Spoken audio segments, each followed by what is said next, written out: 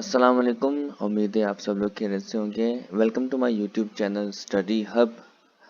आज हम लोग ऑक्स स्टील के बारे में डिस्कस करने जा रहे हैं। ऑक्स स्टील है क्या और ये क्यों इतनी इम्पोर्टेंट है, इसकी क्यों इतनी चर्चा और इतनी क्यों इसकी डिस्कशन हो रही है न्यूज़पेपर में, न्यूज़ चैनल्स में।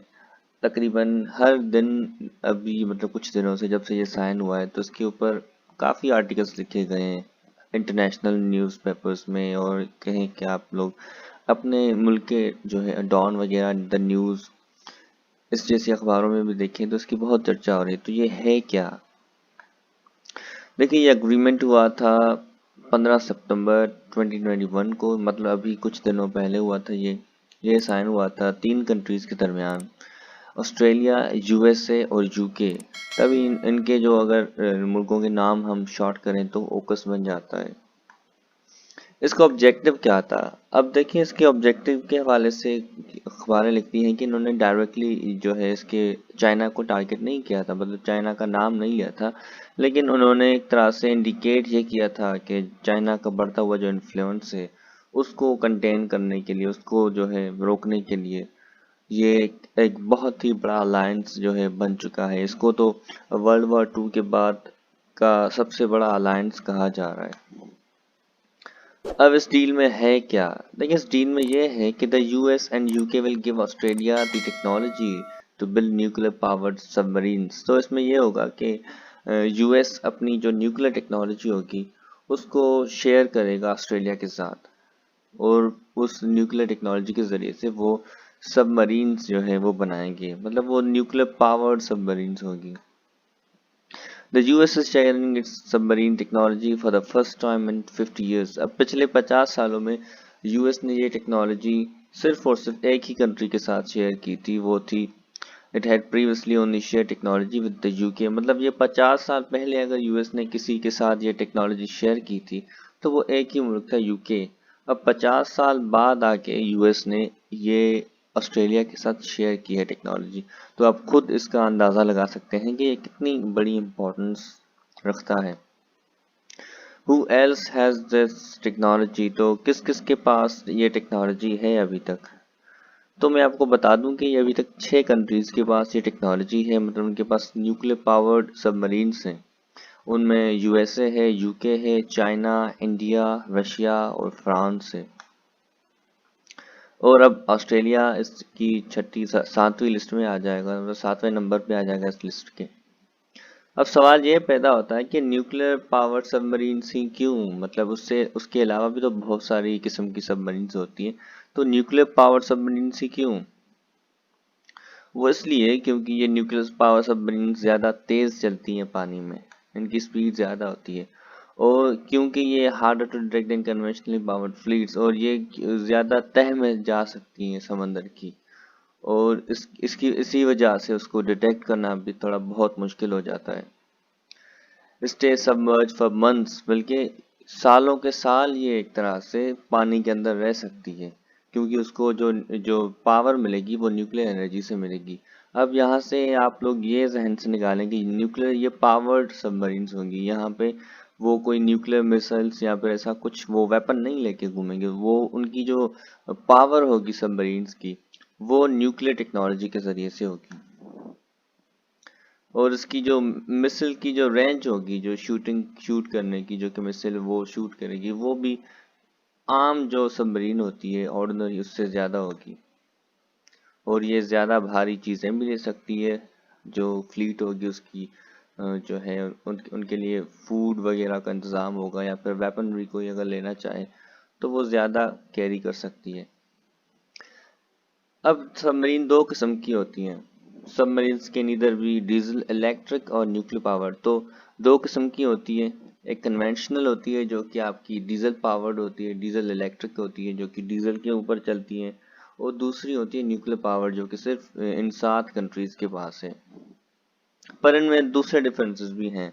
डीजल पावर जो होती है रिक्वायर मोर फ्रीक्वेंट सरफेसिंग। इसके लिए क्या होता है कि आपने ज़्यादा, मतलब एक तरह से ज़्यादा फ्रीक्वेंटली आपने ऊपर आना होता है, थोड़ा ऊपर आके फिर आपने वापस डिप करके समंदर में चला जाना होता है। तो इसमें वो ज़्यादा चलना होता है, ऊपर आके नीचे चले जाना है। आपने वीडियोस में देखा होगा कि सबमरीन थोड़ा ऊपर आके नीचे चली जाती हैं, पर न्यूक्लियर में ऐसा नहीं है। Nuclear can remain completely submerge for years. तो जो न्यूक्लियर पावर्ड होगी उसको वो सालों साल नीचे रह सकती है without coming out of water. Tend to be smaller, और उसकी साइज का भी डिफरेंस होता है कि वो ज़्यादा न्यूक्लियर पावर्ड ज़्यादा बड़ी होती है साइज में और ये ज़्यादा छोटी होती है। पर यह है कि जो डीजल पावर्ड होती है ये इसकी जो मेंटेनेंस है ये बहुत चीप होती है, पर जो आपका न्यूक्लियर पावर्ड जो सबमरीन होगी उस वो थोड़ी एक्सपेंसिव होगी उसकी मेंटेनेंस। अभी जो है नंबर ऑफ सबमरीन्स पर कंट्री, अभी टोटल जो सबमरीन्स है वो 42 कंट्रीज के पास है, जिसमें 485 सबमरीन्स हैं।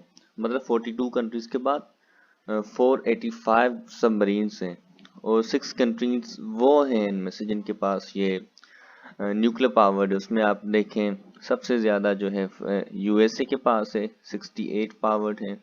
फिर आपके पास फ्रांस है, यूके है, इसको मैं आपको यहाँ पे दिखा देता हूँ। तो इसमें 6 कंट्रीज हैं with nuclear powered submarines under a new security pact. The US and UK will enable Australia to become the 7th one.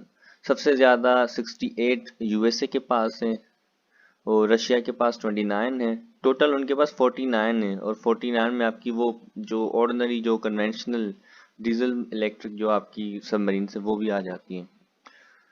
और चाइना के पास 12 न्यूक्लियर पावर्ड हैं, यूके के पास 11 हैं, फ्रांस के पास 8 हैं और इंडिया के पास 1 है। अब फ्रांस इसके ऊपर क्यों गुस्सा है? फ्रांस का आपने सुना होगा कि वो इस डील से नाखुश है और वो काफ़ी एक तरह से इसके ऊपर रिजर्वेशंस दिखा रहे हैं कि ये डील नहीं होनी चाहिए, बल्कि वो तो कहते हैं कि हम लोग ऑस्ट्रेलिया को सू करेंगे इंटरनेशनल कोर्ट। तो वो कहते हैं कि it's really a step back in the back. तो उसके जो उनके जो फॉरेन मिनिस्टर हैं फ्रांस के, वो कहते हैं कि ये आपने गलत किया है, ये एक तरह से it's step in the back. अब डील है क्या? मतलब ये जो फ्रांस ने इनके साथ डील की थी वो क्या थी? फ्रांस ने जो है 2016 में अप्रैल या जून के मंथ्स में ऑस्ट्रेलिया के साथ साइन की थी एक डील कि वो आपको ऑस्ट्रेलिया को 12 सबमरीन्स जो है 55 बिलियन का एग्रीमेंट हुआ था, जिसमें उन्होंने 12 सबमरीन्स तैयार करके देनी थी। पर वो डीजल पावर्ड और वो कन्वेंशनल जो है सबमरीन्स थी, वो न्यूक्लियर पावर्ड नहीं थी, कन्वेंशनल डीजल पावर्ड थी।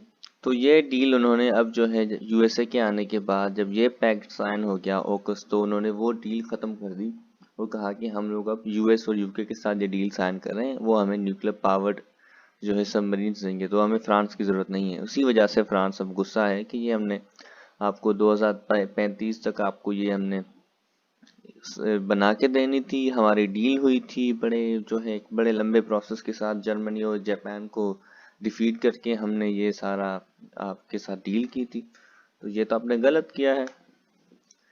तब जब ये बात उन्हें पता चली कि ये डील साइन हो गई, तो यूएस फ्रांस ने सब मतलब पहली बार हिस्ट्री में अपना एम्बेसडर जो है यूएस से वापस कॉल बैक कर दिया है उसको। अच्छा, ये डील साइन करने के रीजंस क्या थे? सबसे पहले रीजन तो बल्कि सारे रीजंस ही चाइना के साथ रिलेटेड है। Unprecedented rise in the recent years of China. China की जो बढ़ती हुई डोमिनेंस है ग्लोबल पॉलिटिक्स के अंदर, वो एक सबसे बड़ा खतरा है। Growing influence of China Indo Pacific region. Indo Pacific region के अंदर चाइना का बढ़ता हुआ इन्फ्लुएंस, वो किस तरह से एक दूसरे जो कंट्रीज है उनकी इकोनॉमी में इन्वेस्ट करता जा रहा है, वो कैसे जो है अपना पैसा लगाता जा रहा है, अपना इन्फ्लुएंस बढ़ाता जा रहा है इंडो पैसिफिक रीजन के अंदर। फिर चाइना का टसल चल रहा है दूसरे कंट्रीज के साथ साउथ चाइना सी में, तो वहाँ पे उसने बहुत से मैरीटाइम क्लेम्स, बहुत से आइलैंड्स है एक दो, वो कभी अलग से वीडियो में बता दूंगा, उसमें उन्होंने क्लेम किया हुआ है जिसको वो कंट्रीज एक तरह से रिजेक्ट करते हैं। पर वो चाइना का एक बहुत ही बड़ा वहाँ पे ये मसला है, जिसकी वजह से चाइना ने ये नया सारा BRI प्रोजेक्ट शुरू किया था। और फिर सबसे बड़ा जो प्रीटेक्स्ट है जो यूएस और बाकी यूरोपियन कंट्रीज को मिलता है चाइना को कंटेन करने के लिए, कि वो ताइवान के ऊपर अपने क्लेम्स हटा दे। हालांकि चाइना ने ये क्लेम किया हुआ है कि उसका वन चाइना पॉलिसी है, जिसके तहत ताइवान, हांगकांग सारे चाइना के अंदर ही हैं। तो ये था ऑकस डील का एक तरह से छोटा सा इंट्रोडक्शन। उम्मीद है आप सबको पसंद आया होगा। चैनल को ज़रूर सब्सक्राइब कीजिएगा, दुआओं में याद रखिएगा। अल्लाह हाफिज़।